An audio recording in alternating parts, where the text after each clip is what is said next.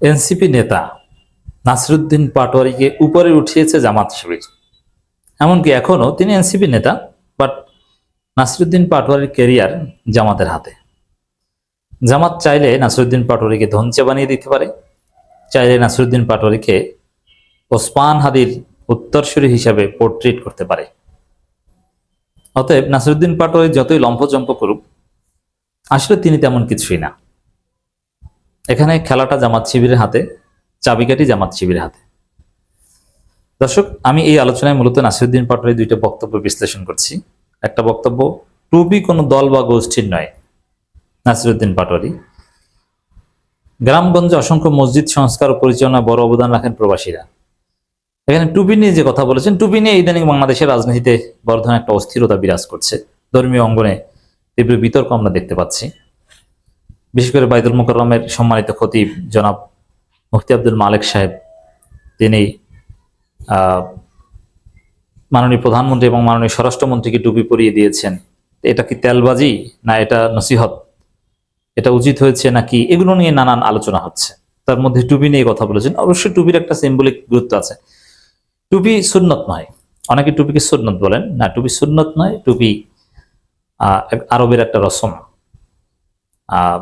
এবং টুপি পরলে আলাদা কোনো ফজিলত, 5 নাকি 6 নাকি এরকম কিছুই নাই। এবং পোশাকের যে সুন্নাত তার মধ্যে টুপি নাই। তবে টুপির সিম্বলিক বা কালচারাল গুরুত্ব আছে। ইসলাম বিদ্বেষীদের কলেজে আগুন ধরে টুপি দেখলে।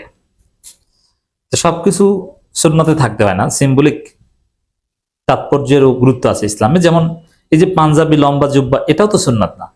পোশাকের সুন্নাত হচ্ছে ধীরে ডালা পোশাক, অমুসলমানদের কোনো ধর্মীয় পোশাকের সদৃশ্য হওয়া যাবে না, এবং শরীরের অঙ্গ প্রত্যঙ্গ দেখা না যায়, টাকনুগিরের উপরে পড়তে হবে। নারীর পোশাক পুরুষরা পড়তে পারবে না, পুরুষের পোশাক নারীরা পড়তে পারবে না, বিধর্মীদের পোশাক পরা যাবে না। এটাই হচ্ছে সুন্নাত। পোশাকের কোনো নির্দিষ্ট কাটিং ইসলাম ঠিক করে দেয়নি, দেওয়া সম্ভব না। কারণ ইসলাম সর্বযুগের জন্য, সর্বকালের জন্য, সব স্থানের জন্য। সাধারণত ভৌগোলিক অবস্থান ভেদে পোশাক বিভিন্ন ধরনের হয়। কোথাও বড় পোশাক পরতে হয়, কোথাও শর্ট পোশাক পরতে হয়। সবগুলোর বৈধতা সুন্নতের মধ্যে আছে। তার মধ্যে কিন্তু টুপি নেই। যে টুপি নিয়ে আলোচনা করেছেন, কিন্তু তার আগে আমরা আলোচনা করব নাসিরুদ্দিন পাটোয়ারিকে নিয়ে। নাসিরুদ্দিন পাটোয়ারিকে উপরে উঠিয়েছে জামাত, এটা কিভাবে, এটা একটু দেখেন। নাসিরুদ্দিন পাটোয়ারি নাগরিক কমিটির প্রধান ছিলেন।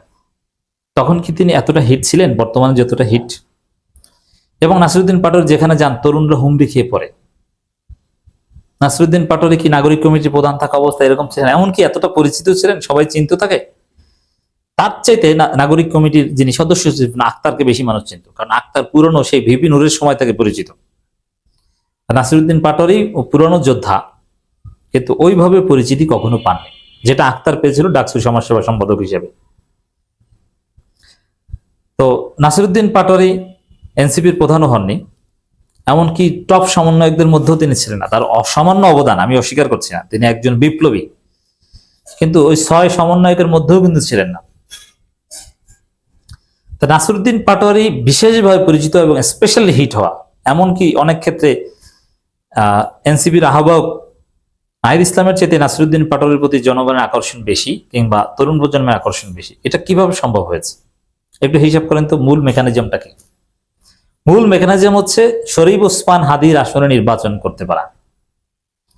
শরীফ ওসমান হাদির আসনে নির্বাচন করতে এসে ওসমান হাদির সিলসিলা অনুসরণের চেষ্টা করেছেন নাসিরুদ্দিন পাটোয়ারি। যেমন ফজরের পর মসজিদ থেকে ক্যাম্পেইন শুরু করা, জিলাপি, বাতাসা, মুড়ি খাওয়াই নির্বাচনী প্রচারণা করা, এবং ভারতের আধিপত্যবাদের বিরুদ্ধে সোচ্চার হওয়া। এর মানে ঢাকা 8-এ নির্বাচন করতে এসেই তো নাসিরুদ্দিন পাটোয়ারি হিট হয়েছে। এবং নাসিরুদ্দিন পাটোয়ারি শুধু শরীফ ওসমান হাদির ফুটপ্রিন্ট অনুসরণ করে হিট হয়েছেন তা না, মির্জা আব্বাসকে চাঁদাবাজ বলে তিনি হিট হয়েছেন। এখন মির্জা আব্বাসের আসনে নির্বাচন করতে না আসলে তো তাকে চাঁদাবাজ বলা বা এই বিষয়টাও আসতো না। এখন ঢাকা 8-এ নাসিরুদ্দিন পাটোয়ারিকে নির্বাচন করার সুযোগ দিয়েছে কে বা কারা? উত্তর হচ্ছে জামাত ইসলাম। তো জামাত যদি ঢাকা 8-এ নাসিরুদ্দিন পাটোয়ারিকে স্থান না দিত, তাহলে জীবনেও এনসিপি নিতে পারত না। তো জামাত ঢাকা 8-এর মতো একটা গুরুত্বপূর্ণ এলাকা, সেখানে নাসিরউদ্দিন পাটোয়ারিকে সুযোগ দিয়েছে। অতএব নাসিরউদ্দিন পাটোয়ারির এই উত্থানের সুযোগ জামাত দিয়েছে। এরপর ঢাকা ৮ আসনে নাসিরউদ্দিন পাটোয়ারি প্রায় এমপি হয়ে গিয়েছেন। অল্প কিছু ভোটে তাকে হারিয়ে দেওয়া হয়েছে, তিনি হারেননি। আপনি যে এত ভোট পেয়েছেন, এনসিপির কি এত ভোট আছে ঢাকা ৮-এ? এনসিপির 10,000 ভোট আছে? নাই। তাহলে এই ভোটগুলো কাদের ভোট? এটা জামাতের ভোট। তো জামাতের লোকজন তাকে ভোট দিয়ে এত বড় নেতা বানিয়েছে এবং জামাত তাকে এই আসনে নমিনেশন দিয়ে তাকে এরকম হিট হওয়ার সুযোগ করে দিয়েছে। এরপরে নাসিরউদ্দিন পাটোয়ারির যে লাইক, কমেন্ট, শেয়ার অনলাইনের মাধ্যমে তার একটা বিরাট অনলাইন ভিত্তিকই তো উত্থান। ঢাকা ৮ তো একটা নির্দিষ্ট জায়গায়, কিন্তু পুরো পৃথিবী জুড়ে নাসিরউদ্দিন পাটোয়ারিকে নিয়ে যে তুলকামাল কাণ্ড, এটা তো অনলাইনে খুঁজেন যে জামাত শিবিরের লোকজন এই নাসিরউদ্দিন পাটোয়ারির বক্তব্যে লাভ রিয়াক্ট দেয়, তাকে শেয়ার করে, পজিটিভ কমেন্ট করে, এবং তিনি ফেসবুক পোস্ট দিলে মুহূর্তের মধ্যেই এত ফলোয়ার এই বেশিরভাগ জামাত শিবিরের লোকজন। তো জামাত শিবিরই তো তাকে উপরে উঠিয়েছে, এটা নাসিরউদ্দিন পাটোয়ারিকে স্বীকার করতে হবে। এখন জামাত উপরে উঠিয়েছে, তো জামাত যদি চায় যে না, আমরা নাসিরউদ্দিন পাটোয়ারিকে আর কোথাও নমিনেশন দিব না, তিনি ভুল রাজনীতি করছেন, তার ইতিহাসের বোঝাপড়াই ঠিক নাই, তিনি মোহাম্মদ আলী জিন্নাকে যিনি ঠিকভাবে মূল্যায়ন করতে পারেন না, তিনি কিভাবে সঠিক রাজনীতি করবেন?